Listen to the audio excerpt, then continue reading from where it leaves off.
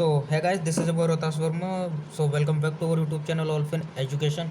So friends, आज का जो हमारा लेक्चर है वो होने वाला बेसिक कोऑर्डिनेट ज्योमेट्री पर। ठीक है, तो मैं आपको पहले बता दूं कि हमारे इस मतलब बेसिक मैथमेटिक्स का 2 लेक्चर पहले हो चुके हैं, जिसमें से जो हमारा फर्स्ट लेक्चर था वो एलिमेंट्री अलजेब्रा पर था, और जो हमारा ये सेकंड लेक्चर जो था वो ट्रिग्नोमेट्री पर था। ठीक है, एलिमेंट्री ट्रिग्नोमेट्री पर था।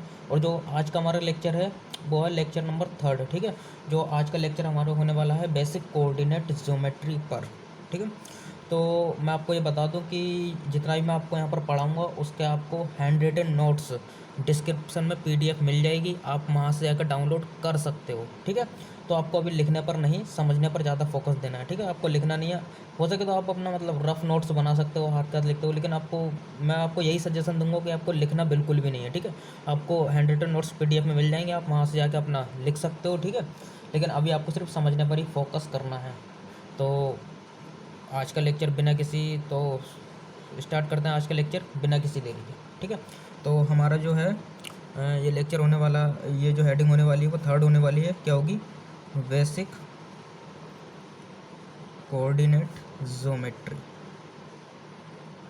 ठीक है, तो मैं आपको बता दूं, अगर मैं आपको इसको इंट्रोडक्शन दूं, ठीक है, एक तरीके से मतलब इतना ज़रूरी नहीं, लेकिन आपको समझना होना चाहिए कि यार कोऑर्डिनेट ज्योमेट्री होती क्या है। ठीक है, तो अगर मैं आपको एक बेसिक से इंट्रोडक्शन दूं, मान लो आपके पास मान लो आकाश में एक चिड़िया उड़ रही है। ठीक है, अब कोई उससे पूछने लग जाए कि उस चिड़िया की दूरी जो है वो पृथ्वी से कितनी है। ठीक है, ये जैसे मान लो कि यहाँ पर कोई दीवार है। ठीक है, ये दीवार लगी हुई है, ये नीचे हमारी ज़मीन है। ठीक है, और यहाँ पर मान लो ये कोई चिड़िया उड़ रही है। ठीक है, आकाश में। तो अगर कोई पूछने लग जाए कि उस दीवार से उसकी दूरी कितनी है, ठीक है, और उसकी जो धरातल है हमारा, ठीक है, जो ज़मीन है, अर्थ है, उससे ऊंचाई कितनी है, तो आप किस तरीके से बता सकते हो। ठीक है, तो जिस सिस्टम में इस चीज़ को डिफ़ाइन किया जाता है, ठीक है, एक पॉइंट की पोजीशन जिस सिस्टम में डिफ़ाइन की जाती है उसे हम क्या कहते हैं? कोऑर्डिनेट ज्योमेट्री कहते हैं। ठीक है, तो कोऑर्डिनेट ज्योमेट्री के लिए हमारे पास मतलब कई सारे सिस्टम हो जाते हैं, जिसमें सिलेंड्रिकल हो जाता है। ठीक है, हमारा सिलेंड्रिकल सिस्टम हो गया, और हमारा रेक्टेंगुलर सिस्टम हो गया। ठीक है, पोलर सिस्टम हो गया, स्फेरिकल सिस्टम हो गया। तो हमें इतने सारे सिस्टम नहीं पढ़ना है, हमें अपना क्या पढ़ना है? हमें अपना पढ़ना है राइट हैंडेड रेक्टेंगुलर। ठीक है, तो हमें जो पढ़ना है वो राइट हैंडेड रेक्टेंगुलर सिस्टम पढ़ना है। ठीक है, बाकी हमारा जो और सिस्टम हो जाता है हमारा किसी काम का नहीं है, जो अधिकतर यूज़ होता है वैसे मतलब फिजिक्स में हमारा वो यही सिस्टम यूज़ होता है। ठीक है, तो यहाँ पर हम उसी चीज़ के बारे में पढ़ना चाह रहे हैं। ठीक है, तो अगर मैं आपको वैसे कोऑर्डिनेट ज्योमेट्री बात करूँ, मान लो ये कोई सड़क है। ठीक है, ये कोई एक्स एक्सिस में मतलब एक्सिस की मैंने बात नहीं की, मान लो कोई सड़क है। ठीक है, इस पर कोई इंसान चल रहा है। ठीक है, मान लो ये कोई इंसान है, ये चल रहा है। ठीक है, अगर हम यहाँ से इसकी दूरी जो नापेंगे, ठीक है, यहाँ से यहाँ तक ये कितना चला, ठीक है, तो हम किस में नापेंगे? तो इसके लिए हमें कितने कोऑर्डिनेट की ज़रूरत पड़ रही है? 1 की। ठीक है, तो अगर कोई मतलब हमारे पास कोई पिंड है या फिर कोई वस्तु है, ठीक है, अगर वो किसी एक ही एक्सिस में चल रही है, ठीक है, वो एक्सिस हमारी एक्स भी हो सकती है, वाई भी हो सकती है, जेड भी हो सकती है। ठीक है, अभी मैंने एक्सिस की बात करी नहीं, तो आपको इस पर इतना ध्यान नहीं देना, मैं आगे चल के भी बात करूँगा। ठीक है, तो आप अभी समझ लो कि हमारा मतलब किसी एक्स एक्सिस में हमारी कोई वस्तु है। ठीक है, तो उसका कोऑर्डिनेट को मतलब उसका जो पोजीशन है उसे हमें डिफाइन करने के लिए कितने कोऑर्डिनेट की ज़रूरत पड़ती है? उसे डिफाइन करने के लिए हमें सिर्फ एक कोऑर्डिनेट की ज़रूरत पड़ती है। ठीक है, वो क्या होता है? जैसे मान लो एक्स एक्सिस में यहाँ पर हो सकता है x1 पर होगा। ठीक है, और मान लो अगर कोई यही इंसान हमारा किस में चल रहा हो? फील्ड में चल रहा हो। ठीक है, कोई मैदान है बहुत बड़ा सा, उसमें चल रहा है। ठीक है, तो यहाँ पर, ठीक है, तो एक एक्सिस मान लो ये इंसान जो है यहाँ पर है। ठीक है, तो हम इसे डिफाइन किस तरीके से करेंगे कि वो एक्स एक्सिस में कितना चला हुआ है? मान लो वो एक्स एक्सिस में हमारा 10 मीटर और वाई एक्सिस में है 5 मीटर। ठीक है, तो इसे डिफाइन करने के लिए हमें कितने कोऑर्डिनेट की जरूरत पड़ेगी? इसे डिफाइन करने के लिए हमें पड़ेगी 2 कोऑर्डिनेट की, यानी कि एक्स वाई की। और यहाँ पर कितने की जरूरत पड़ रही थी? यहाँ पर सिर्फ एक्स की जरूरत पड़ रही थी। ठीक है, ऐसे ही हमारा क्या आ जाता है? ऐसे ही हमारा स्पेस में आ जाता है। ठीक है, जहाँ पर हमारे 3 एक्सिस हो जाती हैं, एक तो हमारी जेड एक्सिस हो जाती है, एक हमारी वाई एक्सिस हो जाती है, और एक क्या हो जाती है? एक हो जाती है हमारी एक्स एक्सिस। ठीक है, तो जैसे मान लो कोई आकाश में हमारी चिड़िया उड़ रही है। ठीक है, तो वो क्या होगी? वो हमारी 3 डायरेक्शन में उड़ रही होती है। ठीक है, मतलब उसमें एक्स एक्सिस भी हो जाती है, हमारी वाई एक्सिस भी हो जाती है, जेड भी हो जाती है। तो उसे डिफाइन करने के लिए हमें कितने कोऑर्डिनेट की जरूरत पड़ती है? उसे डिफाइन करने के लिए हमें पड़ती है 3 कोऑर्डिनेट की ज्योमेट्री, मतलब 3 कोऑर्डिनेट की जरूरत पड़ती है। ठीक है, अब उसके बाद जो हमारा टॉपिक आता है वो आता है हमारा टॉपिक ओरिजिन का। ठीक है, अब जब कोऑर्डिनेट ज्योमेट्री पढ़ रहे हैं तो सबसे पहला जो आता है वो ओरिजिन ही होता है हमारा। तो आप ओरिजिन को इस तरीके से समझ सकते हो, जैसे मान लो हमारा कोई कमरा है, ठीक है। मान लो जैसे आप अभी किसी कमरे में बैठ कर पढ़ रहे हो, ठीक है। तो मान लीजिए ये हमारा कमरा है, ठीक है। कमरा किस तरीके का होता है, एक बॉक्स की तरह होता है, ठीक है। मान लो इस तरीके का कोई कमरा है, ये हमारा कमरा हो गया, ठीक है। कमरा हो गया। ये नीचे हमारा क्या हो गया, ये फर्श हो गया, ठीक है। और ये क्या हो गई, ये एक दीवार हो गई, ठीक है। ये सामने वाली दीवार हो गई, ये हमारी साइड वाली, ठीक है, लेफ्ट वाली दीवार हो गई, ये हमारी पीछे वाली दीवार हो गई, ठीक है। और ऊपर क्या हो गई, ये ऊपर हमारी छत हो गई, ठीक है। तो इसका मान लो ये जो कोना है हमारे पास, ठीक है, उसको हम एक तरीके से ओरिजिन मान सकते हैं, ठीक है। अब अगर हम इसे ओरिजिन मान लेंगे तो हम इसे बता सकते हैं कि इसकी जो हमारे पास मतलब अगर इसे एक्स एक्सिस माने तो हम देख सकते हैं कि एक्स एक्सिस में दीवार की लंबाई कितनी है, ठीक है। अगर इसे वाई एक्सिस माने तो हम वाई एक्सिस में ही बता सकते हैं। इसे अगर हम जेड एक्सिस माने तो हम जेड एक्सिस में ही बता सकते हैं, ठीक है। तो इस तरीके से अगर आप कमरे में बैठे हुए तो कमरे को एक कॉर्नर को क्या मान सकते हैं, कॉर्नर को अपना आराम से मतलब ओरिजिन मान सकते हो, ठीक है। तो इसकी मतलब अगर हम डेफिनेशन देखें, ठीक है, तो डेफिनेशन क्या हो सकती है, डेफिनेशन हो सकती है origin can be any fixed point, ठीक है। तो ओरिजिन क्या होता है, हमारे पास एक फिक्स्ड पॉइंट होता है, ठीक है, जिसके सहारे से हम सारे मतलब जो हमारी मेजरमेंट होती है वो सिर्फ ओरिजिन के रेस्पेक्ट में ही की जाती है, ठीक है। तो हमारी ऑल मेजरमेंट होती हैं तो लिख सकते हो all measurements are taken basically with respect to the origin, ठीक है। तो हमारी जितनी भी मेजरमेंट होगी, क्या वो एक्स एक्सेस में कितना चला, वो वाई एक्सेस में कितना चला, वो जेड एक्सेस में कितना चला, तो हम सारी जो मेजरमेंट कर रहे होंगे वो किसके रेस्पेक्ट में कर रहे होंगे, वो एर रेस्पेक्ट में कर रहे होंगे ओरिजिन के रेस्पेक्ट में, ठीक है। तो ओरिजिन इस वजह से हमारा और ज़्यादा इंपॉर्टेंट हो जाता है, ठीक है। फिर अगला आता है हमारे पास एक्सेस, ठीक है। अब हम बात कर रहे हैं एक्सेस की, जैसे अभी मैंने यहाँ पर बताया था एक्स है या वाई है, तो इसे हम किस तरीके से कर सकते हैं, ठीक है। मान लिया ये हमारा कोई ओरिजिन है, ठीक है, ये पॉइंट मान लिया, ठीक है। अब मैंने क्या करा, इस ओरिजिन से होती हुई एक लाइन खींच दी, ठीक है। लाइन कैसी भी हो सकती है, मान लो ये सीधी भी हो सकती है, ठीक है, या फिर टेढ़ी भी हो सकती है। तो ये जो हमारी लाइन जा रही है कहाँ से होती है, ओरिजिन से होती है, ठीक है। तो ये ही हमारे पास क्या होती है, इसे ही हम एक्सिस कहते हैं, ठीक है। अब हमारे यहाँ पर लाइन क्या आती है, तो मैंने सीधे मतलब हॉरिजेंटल में लाइन खींच दी, ठीक है। हो सकता है ये कुछ एंगल बनाते हुए भी जा रही हो, ठीक है, या इस तरीके से वो हो सकती है, ठीक है। ये थोड़ा नीचे हो गई। तो मान लो यहाँ पर कोई पॉइंट है और ये हमारी लाइन जा रही है, तो ये भी हमारे पास क्या हो जाएगी, ये भी हमारे पास एक एक्सिस हो जाएगी, ठीक है। अगर मान लें हम इसे एक्स एक्सिस है, तो जो हमारी वाई एक्सिस होगी वो हमारी वाई एक्सिस क्या होगी, वो हमारी वाई एक्सिस इसके परपेंडिकुलर होगी, ठीक है।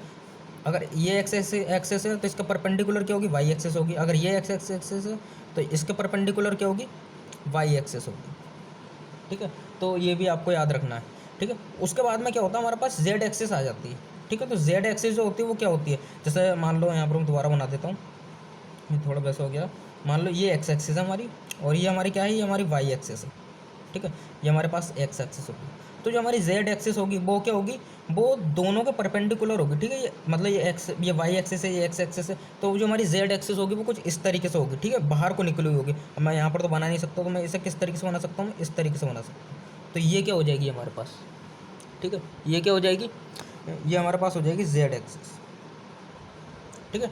तो जो एक्स एक्सेस और वाई एक्सेस के जो परपेंडिकुलर एक्सेस होती है उसे हम क्या कहते हैं, उसे हम जेड एक्सेस कहते हैं, ठीक है। तो ये भी आपको पता होना चाहिए कि जो जेड एक्सेस होती है वो हमेशा एक्स और वाई के परपेंडिकुलर होती है, ठीक है। फिर उसके बाद जो हमारा अगला टॉपिक आता है वो आता है पोजीशन ऑफ ए पॉइंट, ठीक है। यहाँ पे लिख देता हूँ मैं, पोजीशन ऑफ ए पॉइंट, ठीक है। अब हमने एक्सेस पढ़ लिया, हमने ओरिजिन पढ़ लिया, ठीक है, ओरिजिन किसे कहते हैं, हमने एक्सेस को अच्छी तरीके से देख लिया कि एक्सेस किस तरीके से होती है। अब हमारा आगे की पोजीशन किस तरीके से होती है, जैसे हम पीछे कर रहे थे, ठीक है।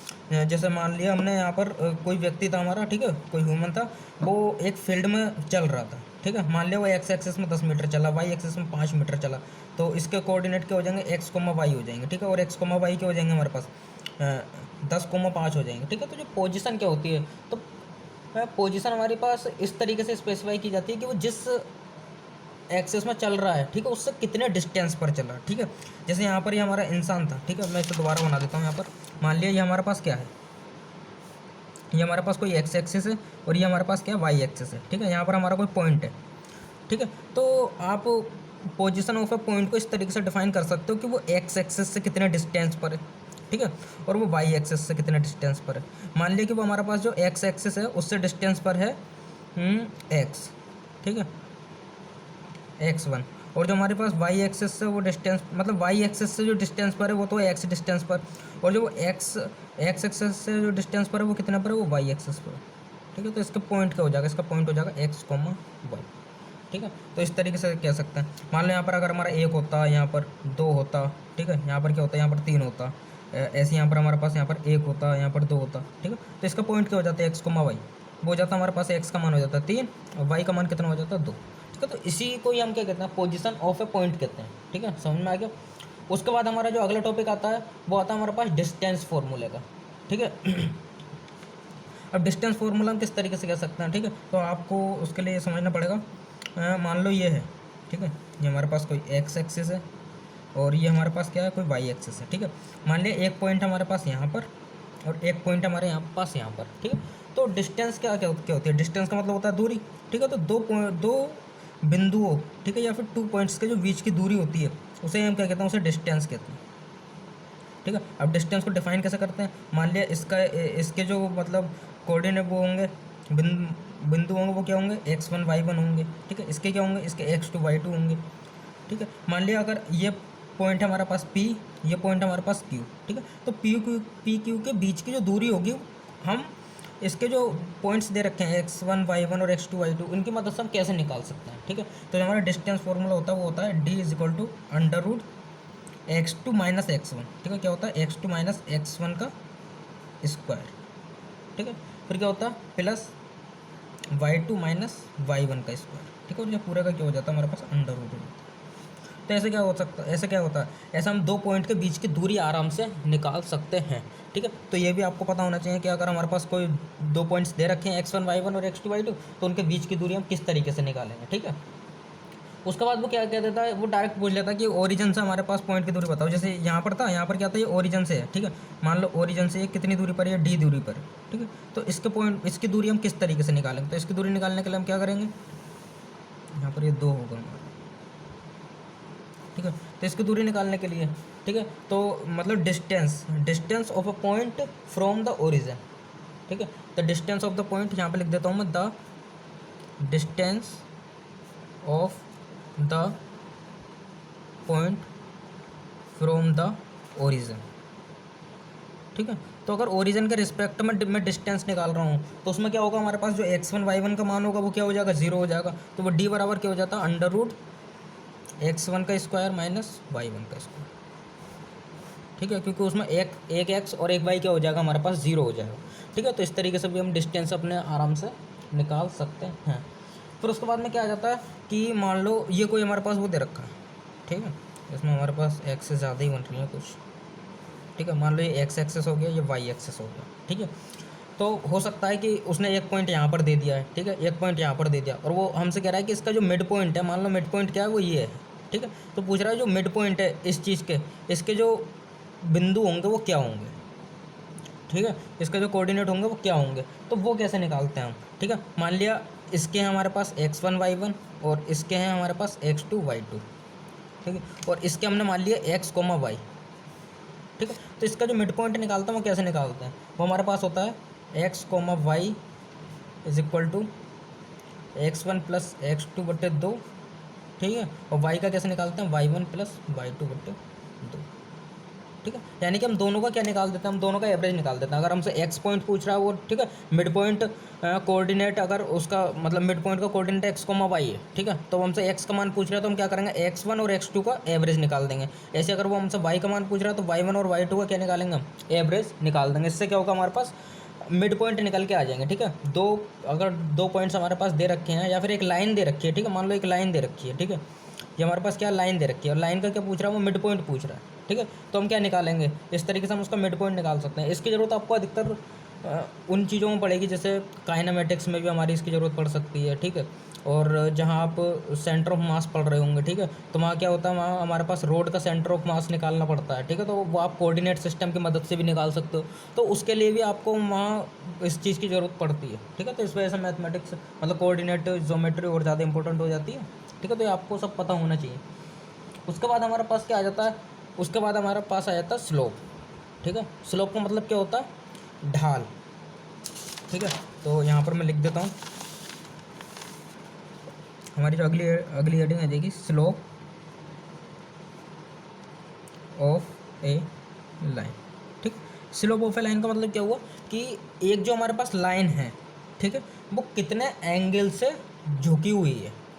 ठीक है, तो मान लो हमारे पास क्या है, ये वाई एक्सिस दे रखा है, ये क्या दे रखा है, ये एक्स एक्सिस दे रखा है। ठीक है, मान लो हमारे पास कोई लाइन है, ठीक है, ये लाइन है, इसका ये जो पॉइंट है वो क्या है, ए है, ये जो पॉइंट है वो क्या है, बी है। ठीक है, अब वो पूछ रहा है कि वो कितने एंगल से झुकी हुई है, तो उसे ही हम क्या कहते हैं, उसी चीज़ को हम क्या कहते हैं, स्लोप ऑफ ए लाइन कहते हैं। ठीक है, मान लिया इसके पॉइंट्स कितने हो जाएंगे, x1 y1 हो जाएंगे, इसके कोऑर्डिनेट क्या हो जाएंगे, x2 y2 हो जाएंगे। ठीक है, तो मान लीजिए इस तरीके से एक्स एक्सेस से थीटा एंगल पर झुकी हुई है, तो थीटा को हम डिफाइन कैसे करते हैं, तो थीटा इज इक्वल टू होता है, यहाँ पर होगा जो स्लोप होती है वो होती है m इज इक्वल टू होता है टेन थीटा। ठीक है, और टेन थीटा निकालते कैसे हैं, मान लिया यहाँ पर ये x2 y2 था, ठीक है, और ये कितना होगा, ये x1 y1 होगा। ठीक है, तो टेन थीटा निकालता हूँ, कैसे निकालता हूँ, एक्स वो यहाँ पर हो जाएगा हमारा y2 minus y1 upon x2 minus x। ठीक है, या फिर इसे हम कैसे लिख सकते हैं, delta y upon delta x। ठीक है, तो ये हमारे पास क्या हो जाता है, ये स्लोप ऑफ ए लाइन हो जाती है। ठीक है, इसी को हम अगर डिफ्रेंशिएट में लिख देते हैं, ठीक है, तो उसे हम कैसे लिख सकते हैं, d y upon d x करके भी लिख सकते हैं। ठीक है, उसके बाद हम अभी आगे करेंगे। ठीक है, जब डिफ्रेंशिएशन हम पढ़ेंगे अच्छे तरीके से, तो उसकी बात भी अच्छी तरीके से होगी।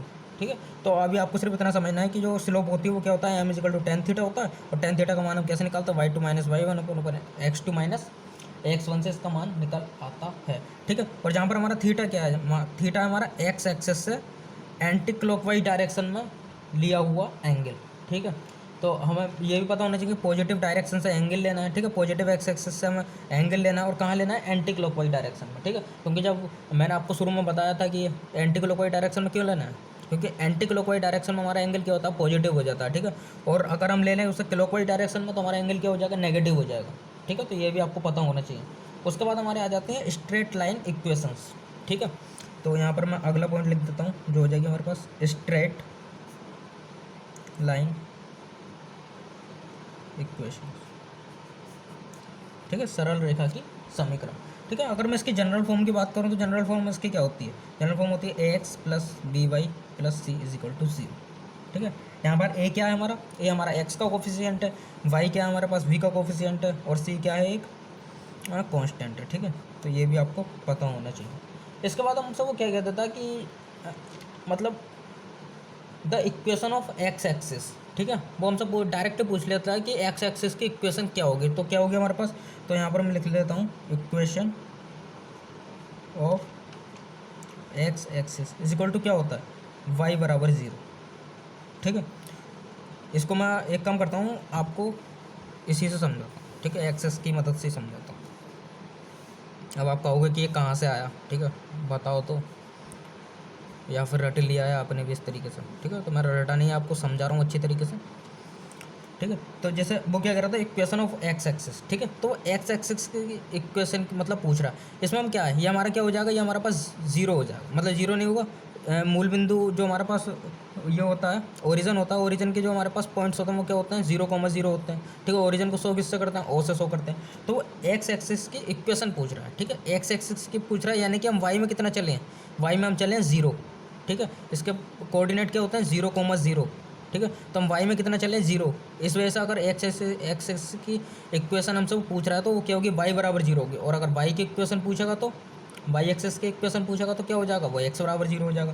ठीक है, तो मैं यहाँ पे लिख देता हूँ equation of y axis is equal to क्या होगा, एक्स बराबर 0। ठीक है, तो इक्वेशन ऑफ वाई एक्सेस में क्या हो जाता है, एक्स बराबर 0 हो जाता है, क्योंकि अगर हम वाई में चलेंगे तो एक्स में कितना चल रहे हैं, एक्स में तो हम चल ही नहीं रहे हैं बिल्कुल भी, तो एक्स में एक्स का मान क्या हो जाएगा, 0 हो जाएगा, तो एक्स बराबर 0 हो जाएगा। और इक्वेशन ऑफ एक्स एक्सेस क्या होता है, वाई बराबर 0। ठीक है, अगर हम एक्सेस की इक्वेशन लेंगे तो हम वाई में कितना चल रहे हैं, 0, इसलिए वाई बराबर कितना हो जाएगा, वो 0 हो जाएगा। ठीक है, उसके बाद वो कितना कह देता है कि हम तो चल रहे हैं वाई एक्सेस में। ठीक है, मान लो इस तरीके से, मान लो अगला पॉइंट आ जाएगा, मान लो ये एक्स एक्सेस है, ये वाई एक्सेस है। वो कह रहा है कि हम चल तो रहे हैं वाई एक्सेस में ही। ठीक है, चल तो हम रहे हैं वाई एक्सेस में, लेकिन क्या है, हमारी जो वाई एक्सेस से दूरी है वो है कितनी, वो ए है।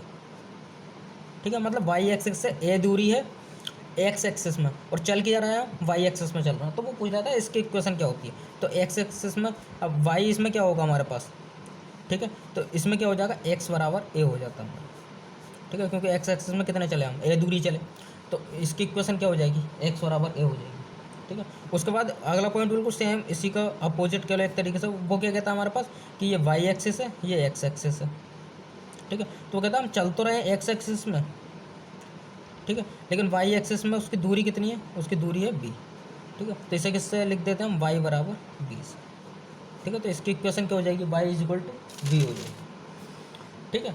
फिर उसके बाद हमारी एक इक्वेशन आती है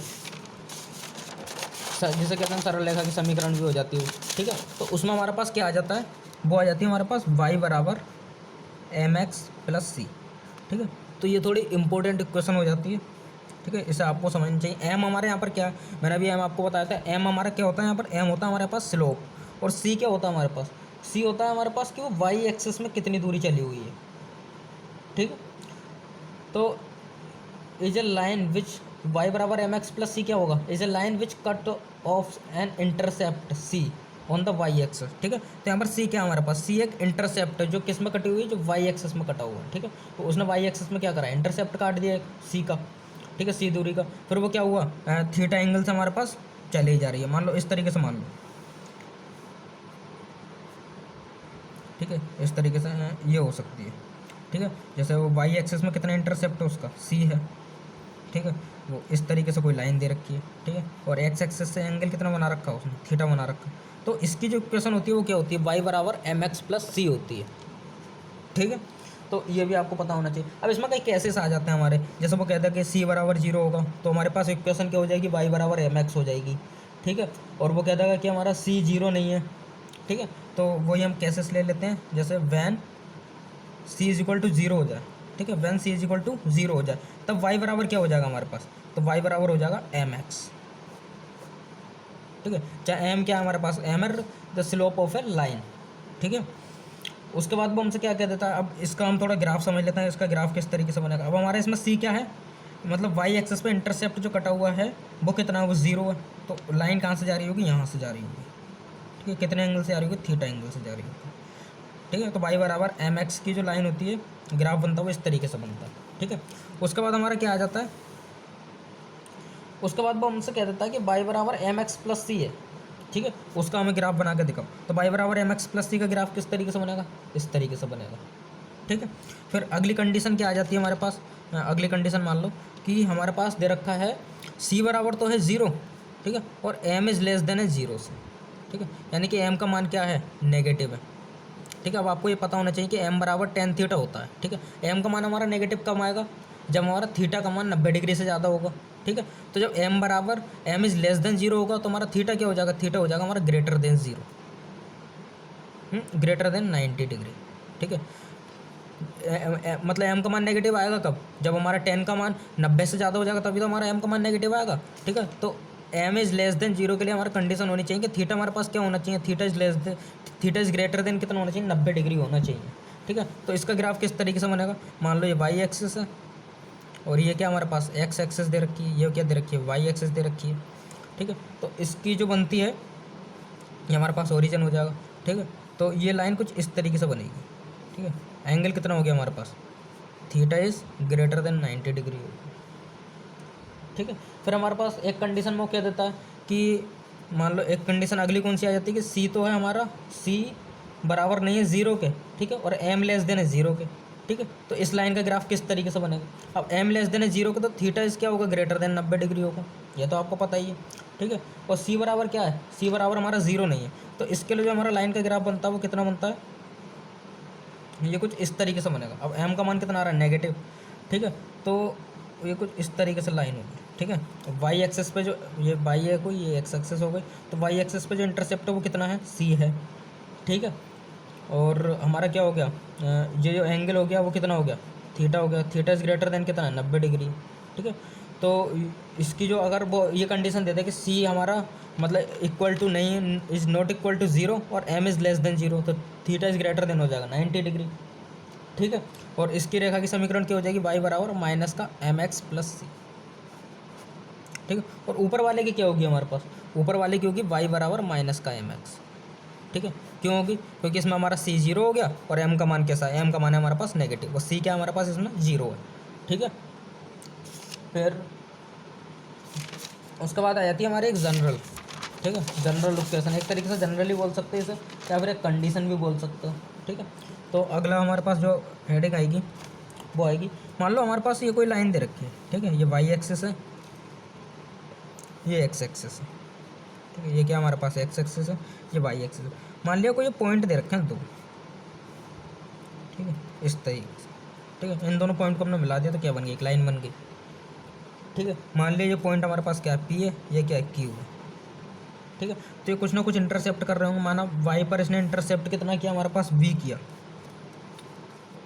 स्मॉल बी। और इसने जो एक्स पर इंटरसेप्ट किया वो कितना किया, ए किया, ठीक है, स्मॉल ए, ठीक है। और जो एंगल इसका जो कितना है वो कितना है, थीटा है, ठीक है। तो पूछ लेता है इसकी इक्वेशन क्या होगी, तो इसकी इक्वेशन होगी हमारे पास X upon A plus Y upon V is equal to 1,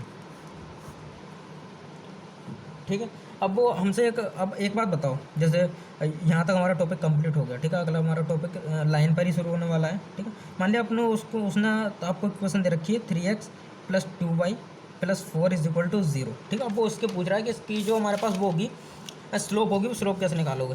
तो ये तो अब किसी में आ नहीं रही है, ठीक है। यहाँ से वहाँ तक हमने जितनी भी पढ़ी उसमें किसी में नहीं आई। तो इस तरीके की जैसे हमारे पास कोई जनरल इक्वेशन दे रखी है, ठीक है। मान लिया वो दे रखी है ax plus B Y plus C is equal to 0 के रूप में दे रखी है। तो इसकी जो स्लोप होती है एम इज इक्वल टू वो होता है माइनस एक्स का कोफिशियंट, ठीक है। एक्स का कोफिशियंट क्या है हमारे पास ए, और अपॉन वाई का कोफिशियंट, वाई का कोफिशियंट क्या है बी।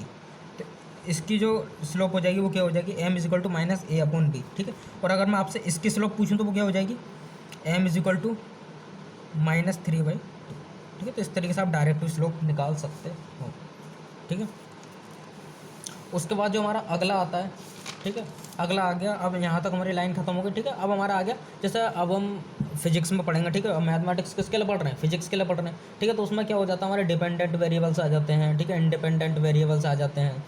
तो हमें ये भी पता होना चाहिए कि हमें एक्स एक्सिस पर कौन सा वेरिएबल लेना है, ठीक है, डिपेंडेंट वेरिएबल लेना है या फिर इंडिपेंडेंट वेरिएबल लेना है, ठीक है। तो हमारे पास मैं आपको डायरेक्ट डेफिनेशन बता देता हूँ, ठीक है। हमारे पास एक क्या होता है, डिपेंडेंट, पहले इंडिपेंडेंट लो, ठीक है। क्या हो जाएगा, इंडिपेंडेंट वेरिएबल्स, ठीक है। अगर मैं बात करूं इंडिपेंडेंट वेरिएबल्स की, तो ऐसे वेरिएबल्स, ठीक है, जिनमें खुद की एक वैल्यू हो, ठीक है, स्वयं मतलब खुद एक वैल्यू रखते हो और किसी पर डिपेंड ना हो, ठीक है। जैसे मैं आपको, आप अभी एक काम करो, अभी सिर्फ डेफिनेशन समझ लो, ठीक है। इंडिपेंडेंट वेरिएबल्स क्या होते हैं, जो किसी पर भी डिपेंड ना हो, ठीक है, खुद में ही इनकी एक वैल्यू होती है और ये किसी पर भी डिपेंड नहीं होते, ठीक है। उसके बाद क्या आ जाता है हमारे पास, डिपेंडेंट,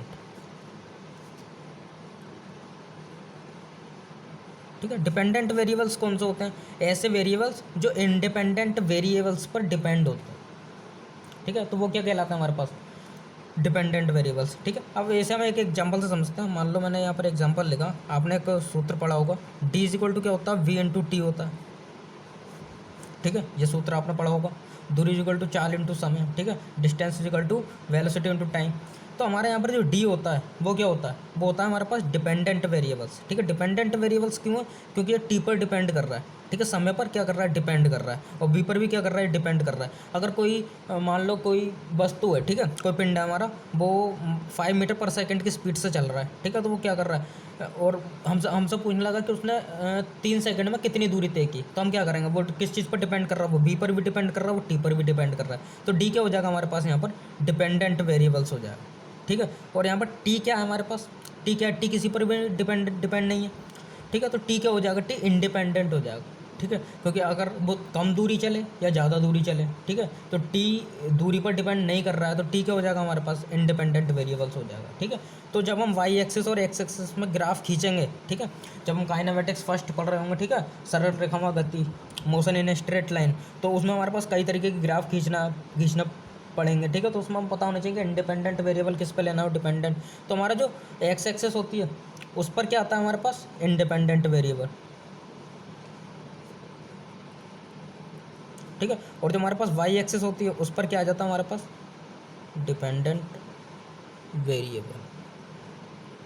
ठीक है, तो आपको पता होना चाहिए कि हमारा इंडिपेंडेंट वेरिएबल हमें कौन सी एक्सेस पर लेना है और डिपेंडेंट वेरिएबल कौन सी एक्सेस पर लेना है। ठीक है, तो एक्स एक्सेस पर हमारा इंडिपेंडेंट वेरिएबल आ जाता है और वाई एक्सेस पर क्या आ जाता है, हमारे पास डिपेंडेंट वेरिएबल आ जाता है।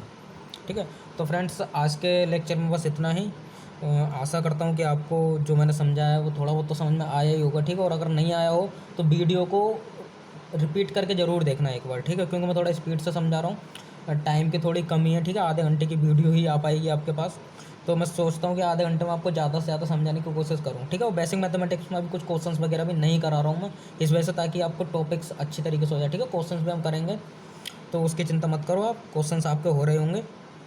ठीक है, तो आज के वीडियो में सिर्फ इतना ही, मिलता है नेक्स्ट वीडियो में, तब तक के लिए bye bye and Radhe Radhe.